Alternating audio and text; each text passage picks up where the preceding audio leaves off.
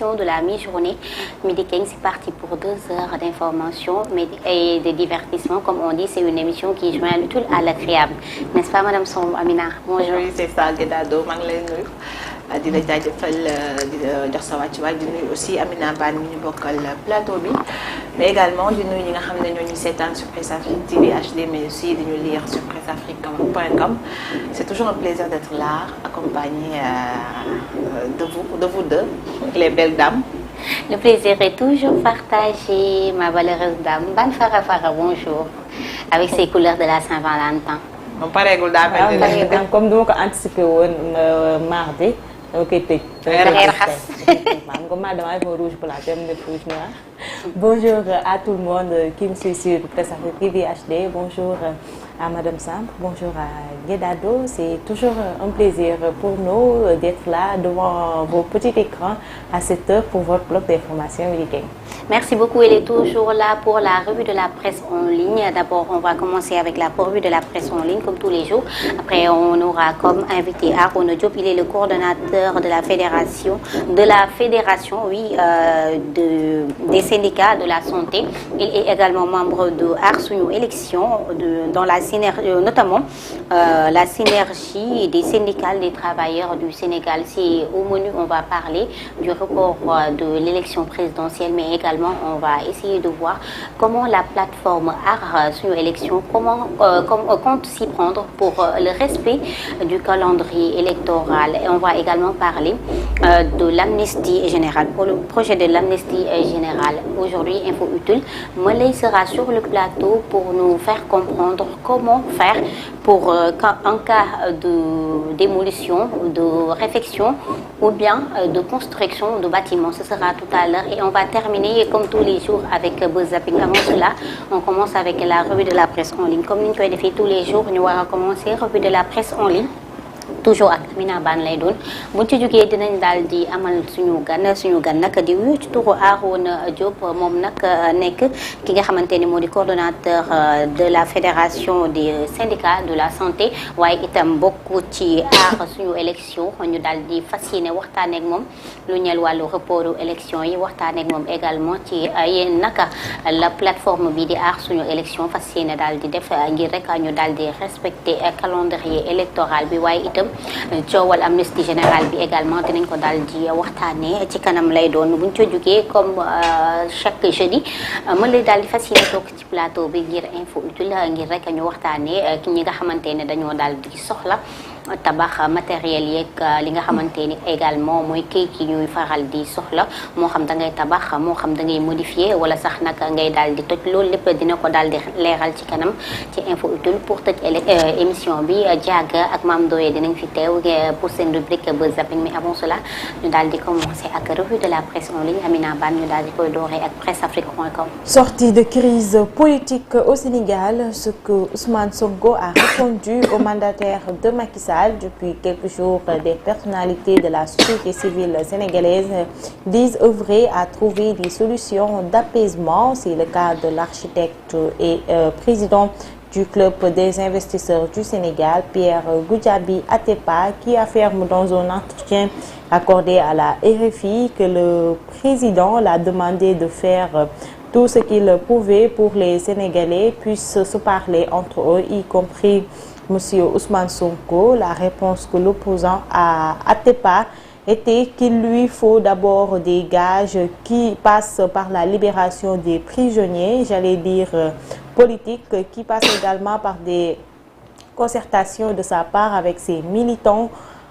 ou les gens de son parti à la question à savoir si le maire de Ziguinchor est intéressé par sa propre libération. Atepa d'informer que ce qui préoccupe Sonko, ce sont les gens qui ont été abusivement arrêtés. Guédado tey Presse Afrique ci xëtum bu njëkk mu ñëwaat ci li nga xam ne Pierre Goudiaby Atepa mi ngi koy dox fi mu toll nii muy amnistie bi ñu déggoon ne président de la République dafay waaj amnistie des détenus. ñu ci bàyyi ne Ousmane Sonko war na cee mën a bokk ak ñi nga xam ne ñooy détenus politique. Atepa nag ci ay ondes RFI mi ngi xamal ne li ko Ousmane Sonko daal di xamal mooy avant ñuy wax sax génn ak prison nañu génne ñi nga xam ne ñoom la ñu duppee ay détenus politiques nga xam ne ñoom ñoo nekk ci prison yi aussi ñu tegal ko ay gaz yu ay gaz yu ñu mel ni muy mën de gis ñi nga xam ne ñoo ay militants ak nit ñu bokk ci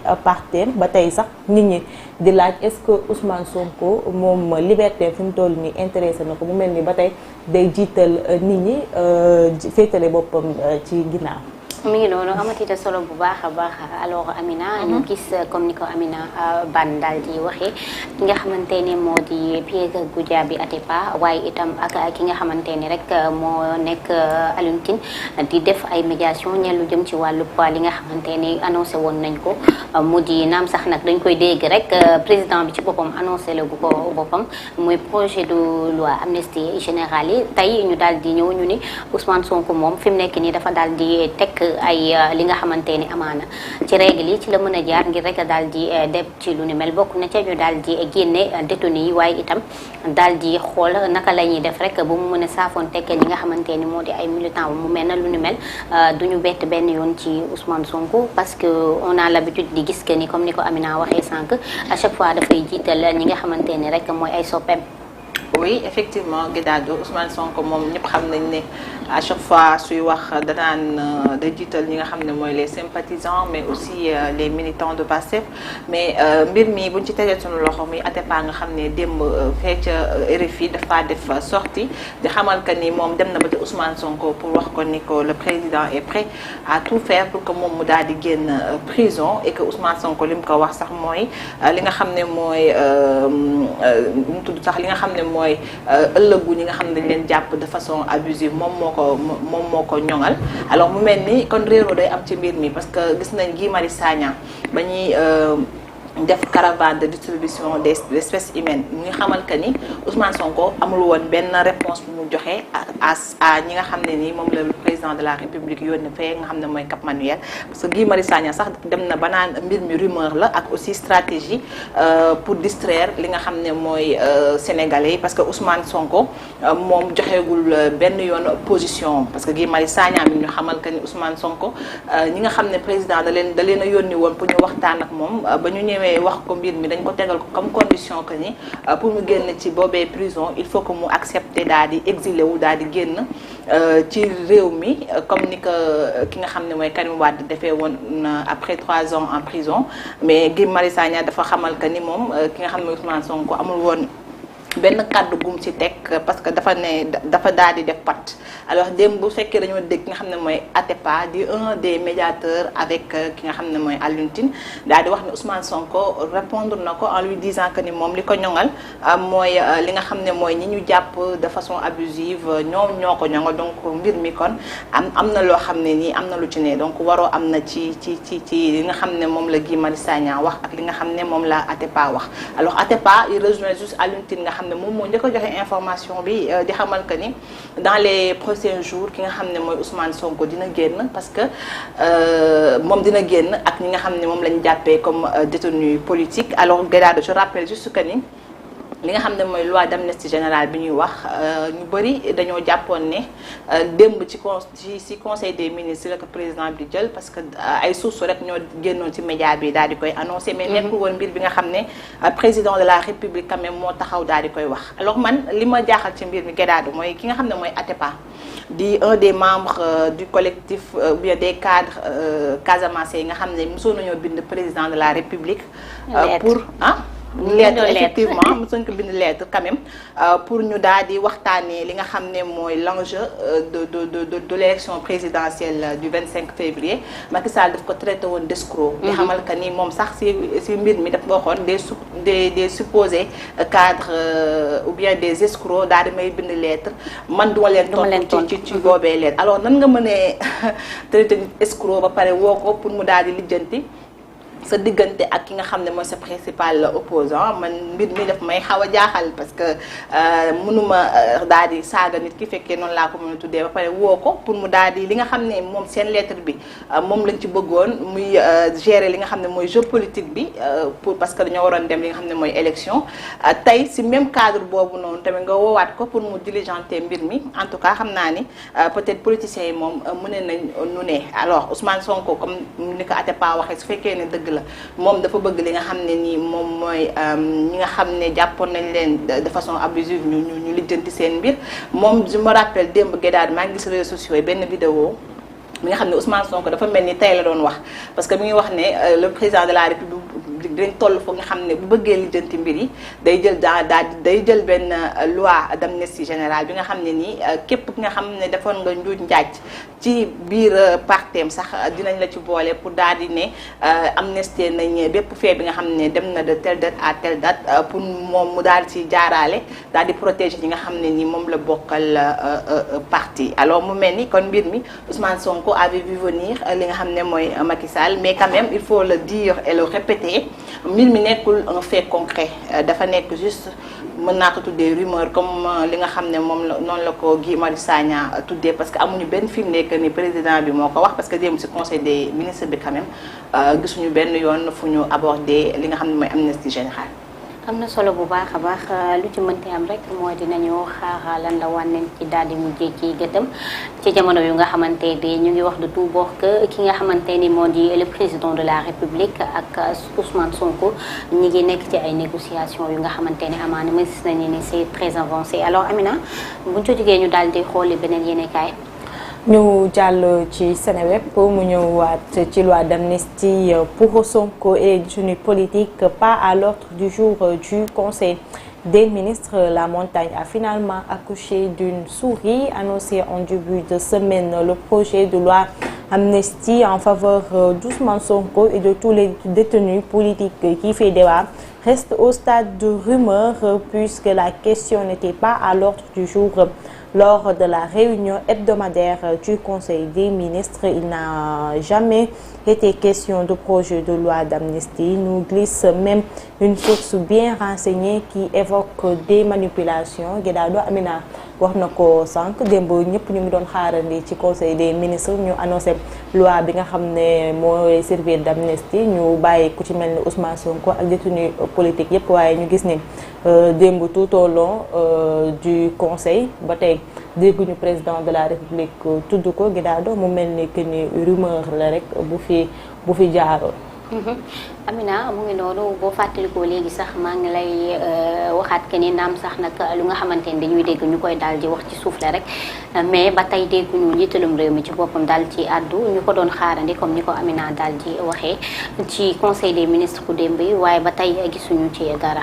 Ouais, je dirais pas rumeur, moi je vais dire ballon de sonde parce que quand même loolu yàgg nañ ko gis fii ci Sénégal politiciens yi quand même parfois bu ñu bëggee def benn mbir amaana mën nañ koo def genre ballon de sonde daal di joxe information pour xool les réactions des uns et des autres parce que mbir mi quand même bañ ko fi waxee je crois que c'était depuis lundi ñuy waxee loi d'amnistie générale coow li bëri woon na parce que ñu ci bëri jàpp nañ ne amnistie Ousmane Sonko wala ñenn ñi nga xam ne ànd nañoo Ousmane Sonko nekkul loolu mooy problème parce que ku si mel ni Amadou Ba bi nga xam ne ci Pastef sax la bokk mi nga xamal que ne loi d'amnistie générale nekkul mbir bi nga xam ne c'est compliqué benn loi bu simple la bi nga xam ne tey beneen assemblée nationale non seulement moo koy décider mais tey même assemblée nationale bu accepté boobee loi d'amnistie générale beneen assemblée mën na ñëw daal di koy révoquer donc nekk na mbir bi nga xam ne rek mbiru politique la donc moi je dirais que ballon de sonde la parce que ballon de sonde Guédado je rappelle que ni yàgg na fii ci Sénégal parce que en 2021 ki nga xam ne mooy Seydou Gueye di un des députés de la mouvance présidentielle mës na daal di lancer moom sax moo njëkkoon a lancer li nga xam ne mooy ballon de sonde à savoir que ni il parlait de coupler les élections législatives et locales jusqu'à li nga xam ne ni mooy en 2024 boole ka jusqu'en 2024 mu nekkoon na mbir bi nga xam ne nii yëngaloon na réew mi un peu parce que ñëpp dañoo waxoon ne dañoo war a respecter li nga xam ne mooy le calendrier électoral ba ci loolu sax lañ respecter calendrier électoral bi parce que si fàttali rek li nga xam ne mooy élection municipale yi mi ngi fi amoon le 23 janvier 2022 et li nga xam ne mooy élection législative yi mi ngi amoon le 31 juillet li nga xam ne mooy 2022 donc ba mu waxee affaire de couplage des élections gisoon nañ coow lu ci li mu juróon lépp ba tax après sax respecté wuñu woon loolee mbir mi nga xam ne wax na ko mais dañoo respecté li nga xam ne mooy calendrier électoral bi donc ñoom les hommes politiques quand même duñu jug ci ballon de sonde yi di xool yenn tendance lay jur parce que tamit waa Pastef réagir nañ te ni ñuy réagir dafa mel ni ñoom nanguñu woon li nga xam ne mooy amnistie générale parce que jàpp nañ ne Ousmane Sonko bu ñu ko jàppee c'est arbitraire deful luñ ko jàppee donc amnistie générale nga xam ne day amnistier les faits ñoom si seeni réaction quand même dafa mel ni bëgguñu ko woon donc ñu doon wax ne day génn li nga xam ne mooy conseil des ministres bu démb bi et malheureusement ou heureusement gisuñu ko xool nañ ko fuyee nañ ko liiraat mais gisuñu benn yoon président de la République évoqué boobee mbir de amnistie générale alors je parlerai pas de rumeur mais de ballon de sonde. D'accord am na solo bu baax a baax alors Amina Bane bu ñu ca jógee ñu daal di dem xooli beneen yéenekaay. ñu wéyal ak Dakaractu étudiant tué à Saint-Louis la famille refuse de prendre le corps de Alpha Yoro Tunkara. La famille de l'étudiant Alpha Yoro Tunkara tué lors des manifestations contre le report de la présidentielle à l'université Gaston Berger vendredi dernier est très remontée. Elle a refusé de prendre le corps du défunt parce que les autorités sanitaires refusent de fournir le rapport médical. En quittant Saint-Louis, nous étions d'accord avec le gouverneur pour que la famille reçoive l'autopsie. À ma grande surprise, une fois à Dakar, le commandant m'informe qu'il a reçu des ordres et qu'il ne pourra pas transmettre le rapport de l'autopsie. La famille lui a fait savoir qu'il ne prendra pas le corps, a indiqué sur la TFM. Babacar Sylla, l'oncle de l'étudiant tué à Saint-Louis, Guédado. ñu ñëwaat ci mbiri Alpha Yoro Tunkara nga xam ne moom mooy nekk étudiant bi nga xam ne dañ ko boom foofee ca université Gaston Berger bu Saint-Louis yàlla na ko yàlla yërëm surtout nijaayam nag wax ci TFM ne ñoom ñoo nanguwul récupérer li nga xam ne moom mooy seen néew ndax dañoo autorité dañoo lànk ne di leen jox rapport kii bi rapport autopsie bi te ñoom bëgg nañ ñu autopsie ko xool exactement lan moo rey seen doom bu jaree ñu def un rapport balistique ñu mën a xam kan moo tiire bal bi nga xam ne tey moom moo boom seen doom ba mu ñàkk bakkanam ñoom nag nee nañ tant que jotuñu rapport médical bi duñu jël effectivement duñu jël seen néew. mi ngi noonu alors doy na waax bu baax a baax ci jamono ju nga xamante ni ñu ngi dégg ay étudiants yu demoon daal di sàkku xam-xam di ci ñàkk seen bakkan lu ñu mel nag war naa daal di jeex ci Sénégal mu mel na aussi Amina famille bi li ñu wax dëgg la parce que bari na fi ñu nga xamante ni ay étudiants yu fi ñàkk seen bakkan ku ci mel ne ki nga xamante ni moo di Balla Gaye ku ci mel ne ki nga xamante ni moo di Serigne Fallou Sène ak Bassirou Faye mais jusque là amuñu sax lu leer ci yenn anam la ñu daal di ñàkkee seen bakkan ñi nga xamante ni ñoo def boobu la ñaawteef ba tey également kenn daaw du leen teg loxo amaana xëy na tey famille bi lu ni mel la ñuy daal di bañ moo tax ñu ne duñu jël li nga xamante ni moo di kooru xale bi daal di koy denc tant que jotuñu ci li nga xamante ni rek moo di certificat d'autopsie wala sax nag kayitu autopsie.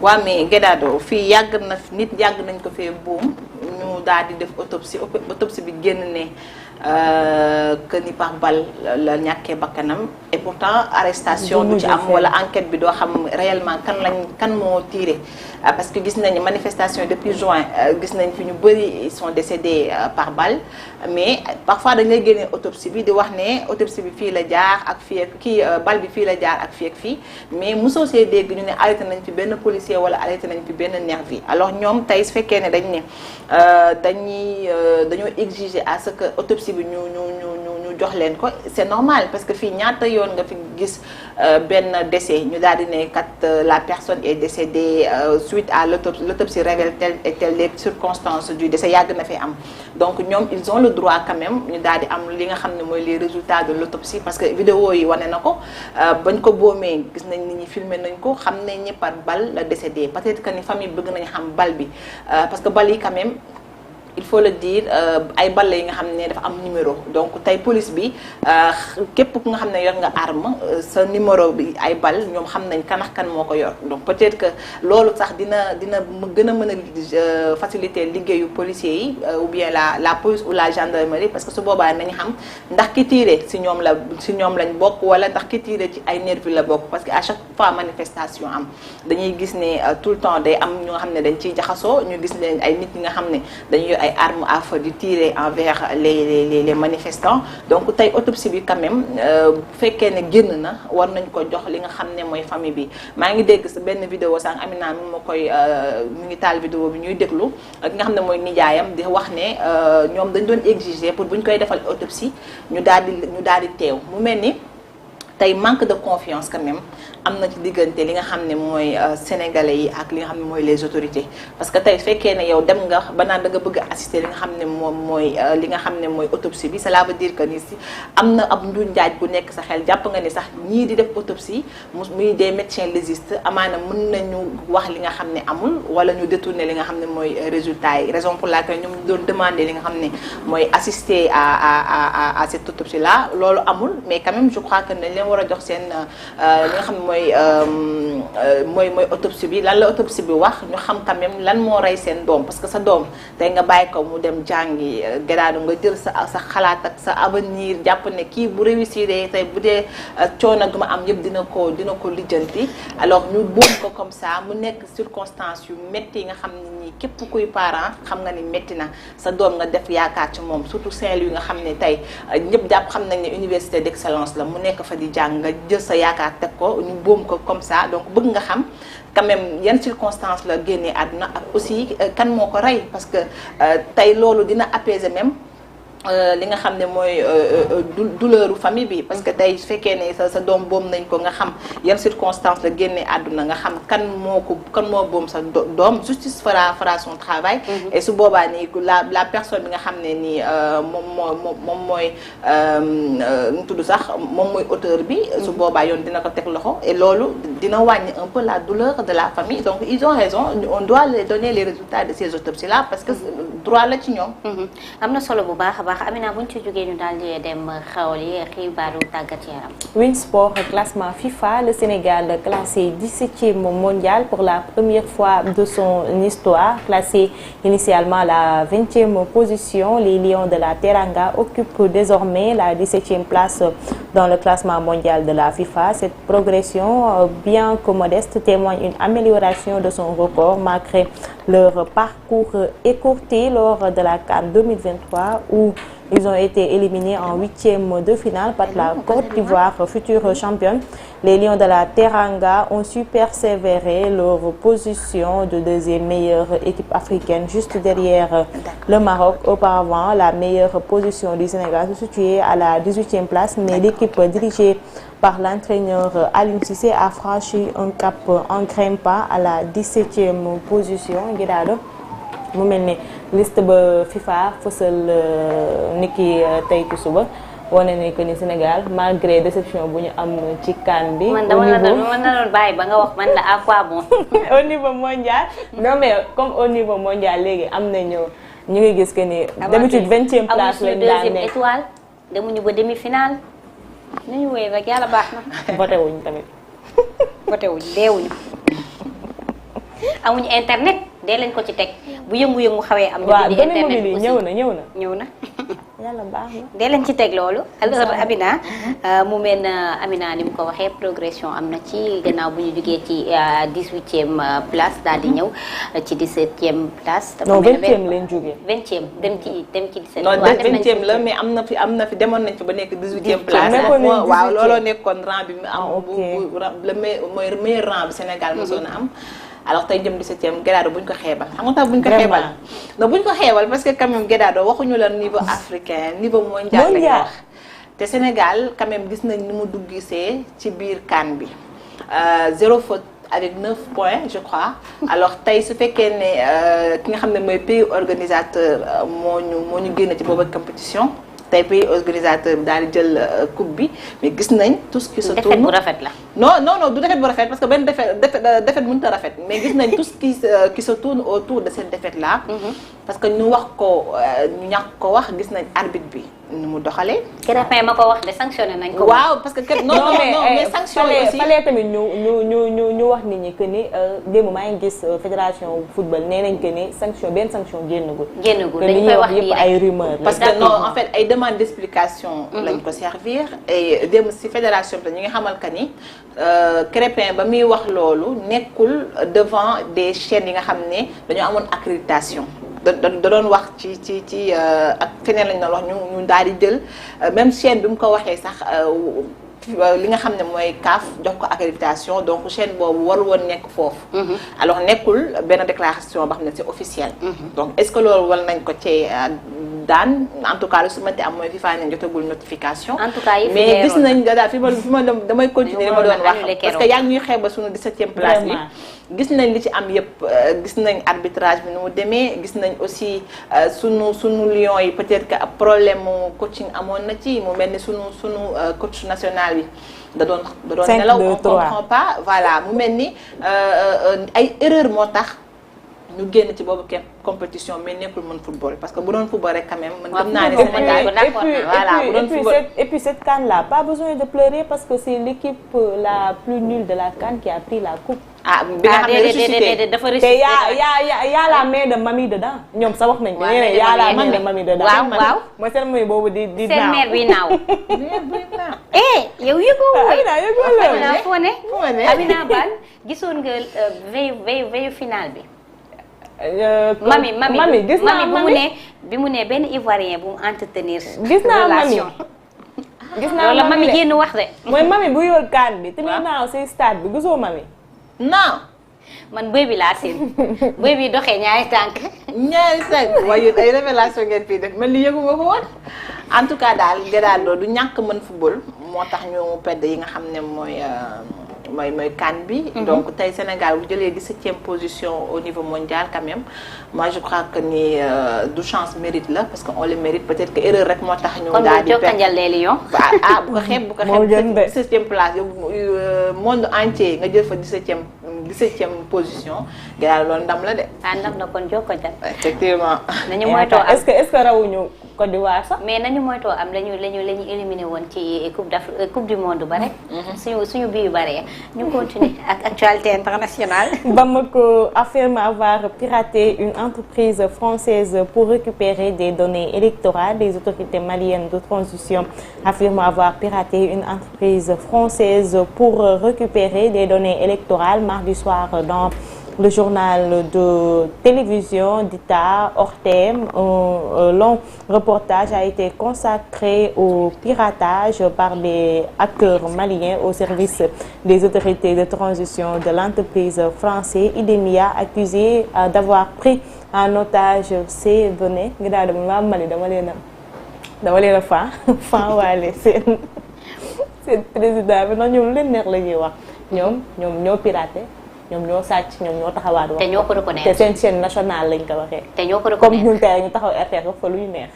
après du mujj fenn parce que France sañul dugg biir Mali. ay personnage est-ce que nekkuñu fa ay personnage non grata sax. yàlla baax na je crois que ay personnage non grata lañ.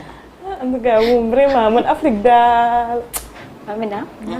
ban gis-gis nga am ci lu nu mel. waaw man de boo ko gisee quand même je dirais chapeau aux Maliens parce que quand même.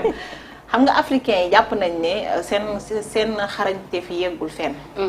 alors que quand même les africains maintenant avec la nouvelle technologie am nañ ci benn xam-xam bu màcc bu ñu demee bay pirater nga xam mooy système français bi donc am na fu seen xam-xam màcc lool. alors démb article ba mu koy bind quand même maa ngi gis benn passage bu mu naan avec cette accusation de piratage. De prise d'otage des données électorales, Bamako avait ainsi justifié fin septembre dernier le report scindé de la présidentielle prévue ce mois de février.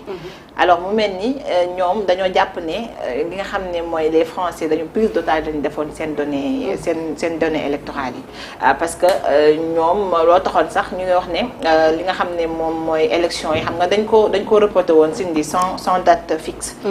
donc ñoom loolu la ñu waxoon parce que dañu jàppoon ne li nga xam ne mooy Français yi ñoo yoroon seen données il fallait que ñoom ñu téye seeni données seen loxo pour mën a organiser li nga xam ne mooy élection yi ñu bëri comprendre lu ñu woon dañoo jàppoon ne li nga xam ne mooy junte bi dañoo ñëw jël li nga xam ne nii mooy pouvoir bi daal di lànk ne duñu wàcc. mais ñoom ils ont expliqué hier que ni lii prise d'otage bi de leurs données moo taxoon ñu daal di pousse élection yi donc bon nañ comme léegi nanguwaat nañ seeni données peut-être ils vont fixer une date.